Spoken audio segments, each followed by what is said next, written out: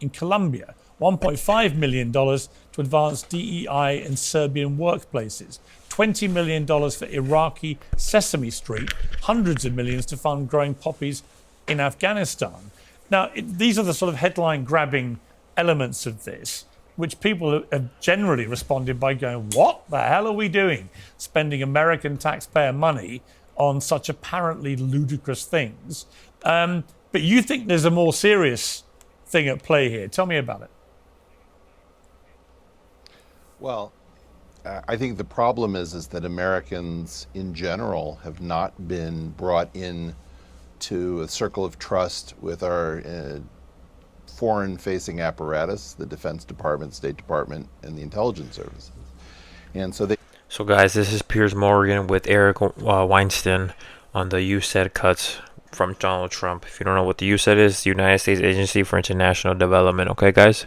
You guys don't want to miss this one. Don't know about the concept of hybrid warfare, and they're looking in part at this bizarre laundry list that is comprised of actual aid, attempts to destabilize other regimes, including democratically elected ones, pure payoffs so that we can keep certain people happy, as well as paying, just graft to our own people who are part of the system. So what you're looking at is an incredibly heterogeneous laundry list of bizarre items that you can't sort easily, and you can't figure out, where is somebody trying to reduce malaria, and where is somebody paying for a transgendered rock opera to be performed in Tehran. It all looks very, very bizarre because you don't understand that what we are in is a continuation of hybrid warfare into an actual hybrid civil war. You're in the middle of a civil war that would be understood if you'd understood the concept of hybrid war to begin with. The question is, do you understand who the two sides are? You said an interesting thing. You said it's equivalent to the "you can't handle the truth" scene in A Few Good Men, the Jack Nicholson, Tom Cruise movie. Is this a case of America just can't handle the truth? Well, I think people don't understand what that film was. We remember it as Tom Cruise playing Lieutenant Caffey as the good guy, and Jack Nicholson playing Colonel Nathan Jessup as the bad guy. And that's not at all what Aaron Sorkin actually did. The reason it's a great film is that those are two halves, representing two halves of America. The deep state represented by Nathan Jessup, and the effectively lackluster turned heroic Lieutenant Caffey, played by Tom Cruise. And what's happening in that scene is that you have the culmination of two very important and very different points. Colonel Jessup is actually making an incredibly important point. At some place that you don't like to talk about in parties, you want me on that wall, you need me on that wall. Mm.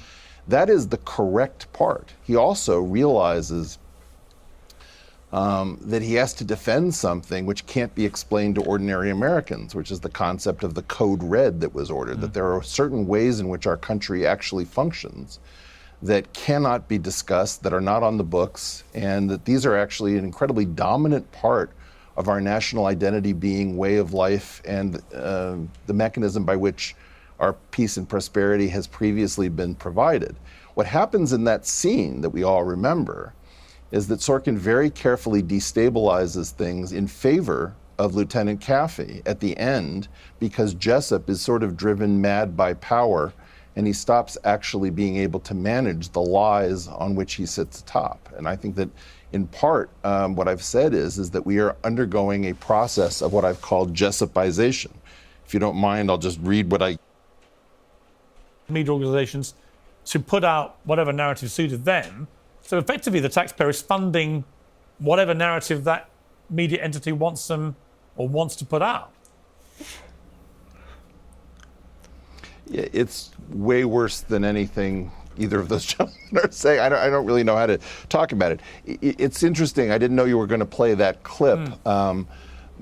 When Israel was commenting in the wake of its pager and walkie-talkie attacks about what the intelligence community actually is, they gave an interview to CBS making the following statement. We make like Truman Show. Everything is controlled by us behind the scene.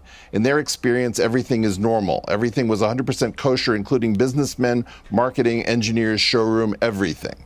Shell companies over shell companies to affect the supply chain to our favor. We create a pretend world. We are a global production company. We write the screenplay. We're the directors, we're the producers, we're the main actors, and the world is our stage. This is how the IC, the intelligence community, worldwide sees itself as this thing that sits atop normal civil society. And in so doing,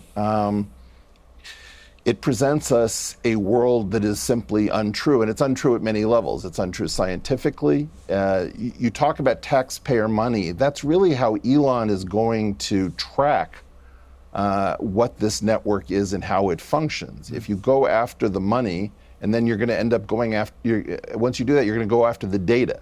So what he's really going to do is he's going to get access to the data. Listen here, guys. Listen to this one. Get ready. He's going to figure out, as you cut things off, what stops functioning. No one quite knows. Nobody knows how the New York Times is wired to Harvard University, is wired to the Brookings Institution. And as such, it's very strange when you see a spontaneous consensus, because consensus effectively never forms in human experience. Think about any Thanksgiving dinner you've had as an American, or any family gathering you've had, like a Christmas dinner worldwide. People don't in general come to consensus. They have very interesting different points of view. That's what makes humanity interesting. These large consensus positions are effectively all orchestrated.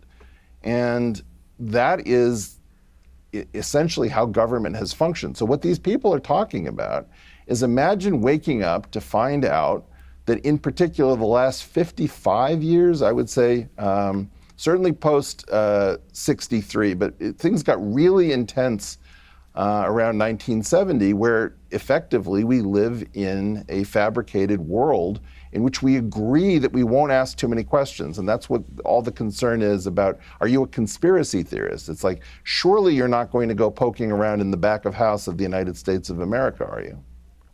The case for the defense was presented by the former US ambassador to the UN and USAID Administrator Samantha Powers. She appeared on The Late Show with Stephen Colbert and said this. So this is an investment in our stability, in our security, in our alliances. And that is what USAID has done since Kennedy created it. Helped eradicate smallpox, on the verge of eradicating polio. Again and again, USAID is on the front lines of some of the hardest challenges that our country faces and that some of the most vulnerable people in the world face. Now, presumably, Eric, amid all this absurdity, there is also a lot of very good work that was being done by this program. But on that part, I would say that I watched a fascinating thing with a Sky News presenter here called Yalda Hakim, who had set up a thing in Afghanistan, she's half Afghani, to help young Afghani girls get education. And she said that when she went to American official government bodies for help, they offered her immediately, here's 100 million. And she only wanted 2 or 3 million. And she said it was staggering to actually suddenly have this arm of the federal government in all its guises just throwing money at this because it sounded like a good idea. And she just said, look, in their case, they said, no, we only need whatever it was, 2 to 3 million. But she wondered how many other people took the 100 million when it was completely unnecessary. In other words, there's clearly a lot of waste going on, even for very well-intentioned programs. But there must also be a lot of good stuff being done as well. So is the danger here that I think you've compared what Elon's doing as analogous. Guys, what do you guys think about Elon Musk and Trump, or what they're trying to do, guys? What do you guys think? Comment, and don't forget to subscribe, guys. To the moneylenders and the temple by Jesus, but the danger is that in trying to get rid of the moneylenders, the whole temple, i.e. America, crashes down in the process. There's a lot to unpack, I know, with what I've just said, but just simple terms.